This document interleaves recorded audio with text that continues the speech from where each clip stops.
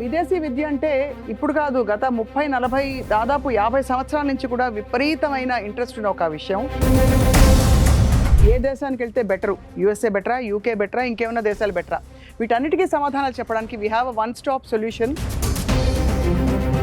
US, UK, Canada అయినా, Australia అయినా, budget wise, jobs wise, PR options, visa conditions, వీటన్నిటిలో దృష్టిలో పెట్టుకుంటే UK is the best option. జాబులు లేకుండా ఉన్నవాళ్ళు ఉంటారు. అలాంటిది విదేశీ విద్యలో పెట్టే ఆ 2 సంవత్సరాలు వాళ్ళకి విపరీతమైన లైఫ్ లాంగ్ సెటిల్మెంట్ ఇచ్చేస్తుంది. One of the best universities, మంచి ర్యాంక్ ఉన్న యూనివర్సిటీస్కి మనం పంపించడం జరుగుతుంది.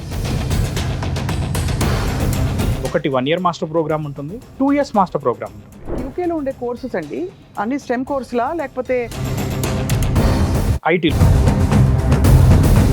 హోటల్ మేనేజ్మెంట్, ఎంబీఏస్కి, బీఫార్మసీలు కానివ్వండి, ఫిజియోథెరపీలు కానివ్వండి, వీటన్నిటికి UK is a multiple sector. యూకేలో మనకి 10 లక్షల మాస్టర్స్ కంప్లీట్ చేసాం. పౌండ్లా రూపీసా? రూపాయలు. ఇంతమందికి వాళ్ళ జాబ్లు ఇస్తూ పోతే మరి వాళ్ళ స్టాఫింగ్ ఫుల్ అయిపోతుంది కదా.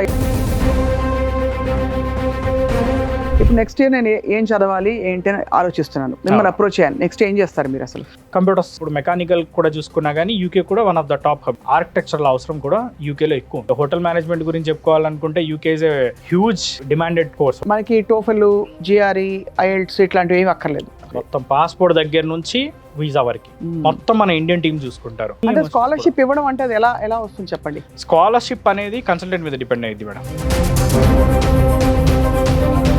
నెక్స్ట్ ఏం చేయాలని మిమ్మల్ని అడిగితే మీరు ఎలా చేస్తారు వాళ్ళకి అడ్వైజ్? యూనివర్సిటీస్ కూడా ఎలా ఇస్తామంటే వాళ్ళకి ఏ కోర్స్ చేద్దాం అనుకుంటున్నారు, ఆ కోర్స్కి ఆ యూనివర్సిటీ టాపా కాదా. పిల్లలు ఇక్కడ నుంచి బయలుదేరారంటే మీరు సెటిల్ అయ్యే వరకు కూడా ఒక కంట కనిపెట్టుకుని ఉంటారు. Post study work permit 2 years complete అయిన వెంటనే 5 years వాళ్ళకి ఎంప్లాయ్మెంట్ వీసా, 6 years ఉంటుంది. సో